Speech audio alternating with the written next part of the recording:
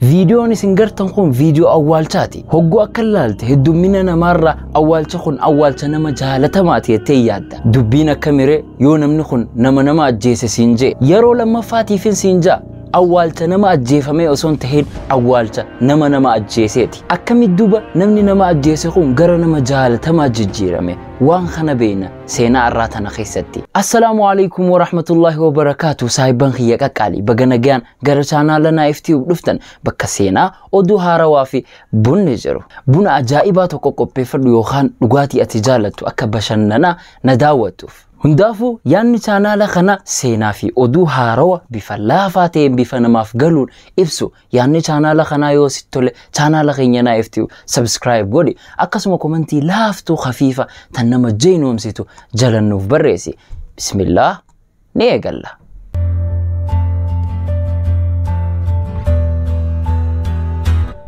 داوتو تنا إفتيو إسن هندي خيسانو هدو غلطوما إسني في هذا أبا خيسن هند جنة رب جنة أولي إسني فاخن يا رب جنة الفردوس ربي إسني فاخن جالتوما نجينوم سو خيسنيف جالتوما جاللتي سنيف جالتوما نوتي أمنتني نداوتشو خيسنيف جالتوما وانو ما تشوفافو هند خيسنو بوتان تيسن أسر الردو بنت أجائباتي أكسوما تنمر فتشيف تولي سينان تينيا تأراتون بيا تشاينا الراهي عبداللطيف ليوتنا جابان سمبودا أمريكا كابا سمبودا راشيا أممو تشاينا دا الدنيا غوتو نزورسي سوديمتا إيه داوتا خيا خبجما منو مخان كيتيسي الدنيا غوتو ناولين زورتا سينان تون خندلا قمتي أكتوبر دبريخانا أبان سينا تناتيس أو جين جونغ جاما سايمنا خينيا أون نما أمري شنتمي شاني خيسا جيرو China keessa biyya takka keessa jiraata. Amata jaha dura on bara 2015 on mana haarawa lubbuu isaatiif jaaruu murteesse. Manni isaa fi ummaan isaa keessa jiraatan tan umriin isii amata 89 mana dur caccabaa ture. Oom mootummaa fi warra dhimmi ilaallatu bira dhaqee waraqaa fudhate mana isaa kan duraanii san diigee mana haarawa jaaruuf dachuma isaa tan duraanii san irratti mootummaan biyyattiis waan inni gaafate kana irratti waraqaa kannaniif on deemee mana isaa san diige akka bakka san mana haarawa jaaruuf sababaan beekamne tokkoof ollaan isaa isa dararuu eegale hojii jaarmaya mana kan on dalagu kana lafarra harkisiisuu eegale ollaan isaa kun nama tujjaara manni isaa fooqee 4 irraa ijaarame footoon isin gartan tun gama mirgaatiin mana ollaa gartan viillaa fooqee 4 bitaan yookaan gama jalaatiin manni daasa fakkaatu kun mana on jaare yeroodhaaf hanga mana haarawa jaaratanii keessa turan hojiin jaarmaya kan on dalaguuf itti ka'e hundinuu lafarra harkifatte sababa ollaa isaa tujjaarchicha kanaatiif gurbaan ollaa kun meeshaan ijaarsaa akka gama dachii oo hin dhayne godha hatta hanga shiftaa fi warra ganda keessaatiif maallaqa kafalee akka meeshaan takkallee gama on dhayne godhu akka hojii ijaarsaa hunda lafarra harkisan godhe tan on dachii isaa irratti ijaarratu dachii isaa tan ifii qabu maaltu gurbaa ollaa kana waan kana hunda akka dalagu isa godhe wanni akkasi beekamu jiru ammoo irra hedduun nama oo dachii isaa tanarraa baafachuu fedhe ja'an fudhachuudhaaf dachii mana isaa dura jirtu innilleen jaalate duuba ollaan isaanii kun oo dhorkuu dandahee jira ammallee akka dubbiin ijaarsaa waggaa 6 lafarra harkifattu godhee jira on waggaa 6 haadha isaa guddoo tanaa waliin jiraata daasa kana keessa kan yeroodhaaf je'ee jaarrate on waggaa 6 kana keessatti gara hundaan rakkoo tana furuudhaaf yaalee jira durarratti gama mootummaa deeme waan jiru itti himee ollaan isaa ijaarsi akkan sossoone godhaa jira karaa seeraan alaatiin ammoo namni tokkolleen fuulan kannaniif mootummaan iyyate isaatiif bakkan kannitu kanuma inni hayyamallee fudhatee jiru osoo mana isaa kan duraanii hin diigin ammoo dingata mootummaan lafarra isaa harkisuu eegalte ollaan isaa tujjaarchicha kun mootummaa keessa harka qaba akkasuma warra bulchuu keessaa hillee itti gaafatamuunni cufti mizaanarraan kaayan gaafii ootana on hoggaa hifatu kadhaa mootummaa tanarraa sagalee isaa miidiyaan dhageessisuuf yaale gaazexaa wal qunnamuuf yaale chaanaala TV'tii wal qunnamuuf yaale ammoo hundinuu faayidaan ala taate namni tokkolleen dubbii isaa tanaaf ifa kannuun barbaadan dubbiin ifa namni tokkolleen gurbaa ollaa isaa kana tuquun danda'an ammallee faallaa isaa dubbachuu dhumarratti on hoggaa hifatu chaanaala biyyattiirraa gama sooshaal miidiyaa deemu murteesse deemee akkaawuntii wiiboo irratti banate. Wiiboon kun sooshaal miidiyaa guddaa irraa Chaayinaa keessatti oon asirra gallakkisuu eegale waan isa mudatuu fi chaalenjii keessa jiru. Akka sagaleen isaatu nama bira geessee nama isa gargaaru arkatu hamila. Ammoo achittillee wanni takkan jiru namni isa daawwatu waa xiqqoo oon haala kanaan itti fufe yeroo dheeraaf rakkoon isaa fi ollaa isaa jidduu jirtu dalan dabalti. Hoggaa yeroon dabarte hunda hanga dubbiin ulfaattuun takka dhuftutti. Guyyaa 9 kan Oktoobar bara 2020 takka bubbeen jabduu ganda san dhufte. Qorqorroon oo kan mana isaanii xiqqaa kana gubbaa jirtu sababa bubbee tanaatiin haatee gibbii ollaa keessa buute. Hoggaa oon dhaqu gibbii ollaa san qorqorroo isaa tana deeffachuudhaaf waldhabbiin jabduun jidduu isaatii fi jidduu ollaa isaa sanitti taate. Ollaan kun jecha akkaan nama madeessu oodhaan je'e bakki kunga bakka oon dhuma obsaa itti gahe. Musiibaan kan taate guyyaa itti aanu Oktoobar 10ti. Oon mana ollaa isaa seenee ajjeese. Isa qofaa miti isaa fi maatii isaallee intala gurbaa isaatii fi akkasuma ilmoo amata 10 takka. Waan fedhellee ta'u wanni kun badii guddoo mootummaan hanga amma waan inni fayyadamee ajjeesellee beene. Ammoo irra guddaan namaa ableedha ja'an. Oon eega badii tanaati gara gaaraa baqate. Gaara ganda naannoo sanii jiru. Footoon tun footoo irraa dhumaa tan ooti.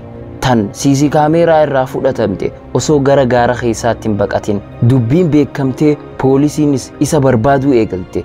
Dubbii akka malee sooshaal miidiyaa irra oofamte taate. Ummanni sooshaal miidiyaa dubbii qoratanii informeeshina walitti qabachuu eegalan. Xiqqoon himata oon mootummaatti ergate footoo argatan. Eegas boodas akkaawuntii isaa argatan tan inni viidiyoo irra gallakkisaa ture rakkoo isarra geesse hunda xiqqoon hawaasni oo cinaa dhaabbachuu eegalan. Dubbiin akkana ni beekanamu akka oon badii tanaaf adabamuu qabu. Ammoo wanni oo dila kana akka goo isa godhe fasaada mootummaa keessa jiru. Rakkoo isarra geesse mujrimummaa ollaa isaa rakkoo isa dhaqqabde hunda rakkoo isa dhaqqabde tana tan inni hulaa isii dhadha'uuf yaale tana. Fakkeenyaaf wanni gariin oon akkaawuntii isaa sanirra barreesse silaa mootummaan nama hunda gargaaruun qabdu.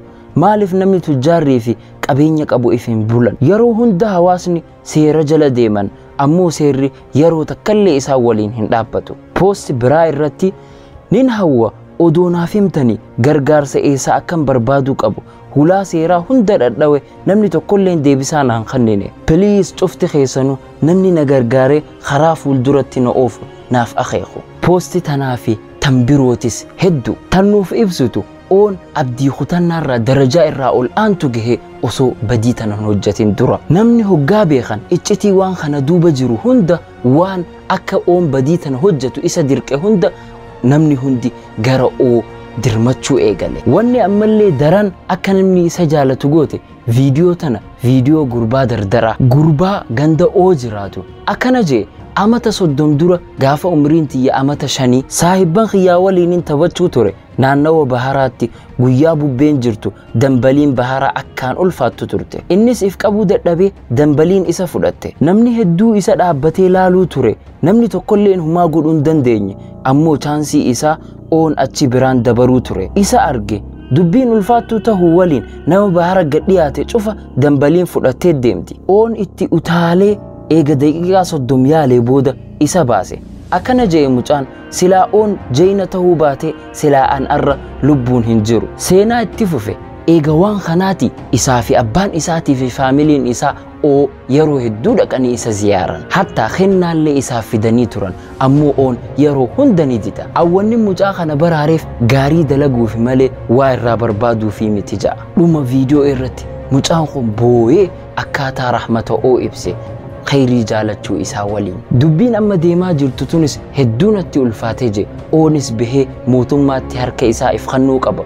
Mootummaanis qixaaxa isaa irraa haffalleessuu qaba je. Eegas boodas warri gandaa bahanii viidiyoo waraabuu eegalan. Waa'ee oorraa rahmata jaalaltii isaa hagamii namaa waliin hundi namaatu nama nagayaa tahuu isaarraa dubbatan. Laalime rakkoo fi zulmiin nama akkanaa kana akkamitti nama dhiiga namaa ganna qotti jijjiirte. Wanni kun cufti namni hundi akka oo waliin dhaabbatu goote. Namni cufti social media irratti gargaarsa isa waliin dhaabbata. Hatta haga poolisiilleen isa qabuun qabdu ja'anitti. Amma kun firmaa of waliin qabamni. Hangam takka namni isa jaalate hubachuu dandeessa kanarraahu.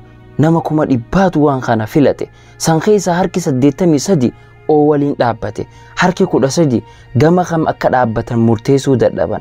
Harka 3 qofaatu warra miidhame waliin dhaabbate. Eega dubbiin tun hundi deemte social media irra eega irra guddaan nama oo cinaa dhaabbatee booda mootummaa fi poolisiin ibsa baafte. Ibsi isaan baasan nama oo qabuuf isaan gargaareef badhaasa akka kannan ibsa akkana jedhu duuba. Namni tokko information oo qabu irratti nu gargaaru yoo nuuf kanne maallaqa Chaayinaa 20 qaba. Ammoo yoo reefka oo arge maallaqa Chaayinaa 50 qaba. Dubbii hubattanii kun yaamicha walii galaati oo ajjeesuudhaaf akka waan morma isaa jala 50 kaayaniiti. Nama reefka isaa argeetu nama information isaaniif kannerra maallaqa guddaa fudhata. Kun wanni agarsiisu ummata warra mootummaa dalagu keessaa oon akka mana murtii dura dhaabbatee lammaffaa ummata dura bahee dubbatuun barbaanneetu jira. Ni beekan akka aangawoonni as keessa jiru gurguddaan saaxilaman ammas akka ariyamu sababaa dhiibbaa hawaasaa guddaa kanaaf kan dubbii kana jala deemu. Namni hoggas social media irratti ol bahanii sababaa waan mootummaan post goote kanaaf namni dirree bahanii jechuu eegalan. Mootummaan oo ajjeesuu feeti isa ussisiisuudhaaf hoggaa argan mootummaan hawaasni lolee deemanii dubbiirraa if booda deebi'anii poostiillee kaasan. Ammoo yaaliin mootummaan sagalee ummataa ussisiisuuf godhan akkasuma dubbii tana dho'isuuf godhan akkuma itti fuftetti jirti. Fakkeenyaaf guyyaa waa xiqqoo booda dingata akkaawuntiin oo aappii wiiboorraa haqamte. Eegas boodas haashtaagii ture kan dubbii oo tana cinaa dhaabbatu. Haashtaag kun view miliyoonota 10 lakkaawamuu fida. Ammoo dubbiin tun hundinuu dingata haqamte. Dubbiin ifa mootummaan akka warri wiiboo haqu goote. Warri wiibootis dirqama funya qoritti haqan. Akkamitti warri itti gaafatamaa kun dilana gowwoomeen na dhibammoo. Namni hoggaa waan kana hunda argu daran dubbachuu eegalan. Oktoobar 18 eega badiin tun dalagamtee booda guyyaa 8 booda jechuu. Poolisiin ibsa baafte. Ibsa akkana jedhu. Oo garree jirra hoggaa nuti isa qabuuf yaallu nu jalaa didee eegas booda ifumaaf if ajjeese osoo nuti isan qabin. Waa jechuun ni barbaachisa. Wanni dubbatan ni jirti. Ummanni social media irratti dubbii tana jala bu'an. Akkasumatti waanuma amma isin yaadu jirtan kana yaadan. Poolisiin oo ajjeeftee eegas booda if ajjeese jettee ibsa goote. Wanni waan kana dhugoomses poolisiin chaanaala Chaayinaa guddaa irratti ibsa lama baafte. Ibsi dura oon qabame ja'a. Ibsi lammaffaa ka eega cinaa sa'aa booda gallakkifame ja'u akka isaan hin hiine didee eegas booda if ajjeese osoo isaan qabuun dandahin. Akka waliigalaatti namni tokkolleen ragaan qabu dubbii tanarratti ammoo sammuun namaa yaaduma kana deeggarti. Rakkoon achi eegalte achi qofarratti hin dhaabbanne. Haati oo tan umriin isii amata 89 oduu ilma isii eeguu turte torbaan inni bade kana keessatti. Mana isaanii caccabaa kan yeroodhaaf jaarratan san keessatti dachii mana isaanii irra jaarrachuu dhoorgaman san irratti isa eeguu turte. Makiinaa poolisiitiin marfamtee gama hundaan. Viidiyoo jira tan eega du'a ilma isii dhageesse akkaan keessa boochu. Eegas booda sa'aa waa xiqqoo booda isiinis ilma isii dhaqqabde du'aan addunyaa tanarraa godaante. Tun viidiyoo irraa dhumaati tan oo itti gaggeessan namni bakka hundaa dhaqe ganda isaatii fi ganda isaatii alas jaalala isaatiif. Irra hedduun namaa ni beekan wanni oon dalage kun badiidha tun shakkii takkallee hin qabdu. Ammoo wanni akka badiin tun dalagamtu godhe zulmii nama kanarra geesse. Isaan hundinuu sagalee isaanii ibsuu barbaadan zulmii tana dura dhaabbannaa ibsuun tana ergaan. Seenaan seenaa nama rifachiistu akka lammadalleen deebine hawwina. Ammoo waan namni dachii tanarra jiruun zulmiinis numa jirti haga namni hundi rabbi qunnamutti hisaabaaf. Egaa daawwattoota keenya kabajamoo seenaan teenya tan arraatuun seenaa yeroo dhiyoo keessatti dalagamte Oktoobar dabre kana tanaatugaa seenaa teenya tan amma dura daleene hundarraa adda isii godha. Seenaa yeroo dhiyoo keessatti dalagamte Chaayinaa fi addunyaan guutuun irraa haasawaa jiranii. Akkasuma waan xiqqoota kan itti isiniif dabaluu barbaada irraan tana namni Instagraama kiyyan beene Instagraama kiyya kanarratti follow no godhaadha. Achitti walitti dhiheenya akka qabaannu akkasuma yeroo yerootti akka wal hubachaa deemnu waan haarawallee achirratti akka wal garsiisaa deemnu. Sanaafuu Instagraama kanarratti follow no godhaa. warri video tana laaltanis video tana laalaa video story khayati mention na godha inshallah akkasitti wal hubachaa waliin deemna follow godhuun dagatina asumarratti dhumata gaarra videoon channel Naif tiyu video itti aanu kan kanarra caalu kan kanarra bareedu hangan si argutti nagayaan naaf ture galatoom yeroo tee qaalii tan maallaqaan hin argamne san naaf kan nu khaytiif assalamu alaykum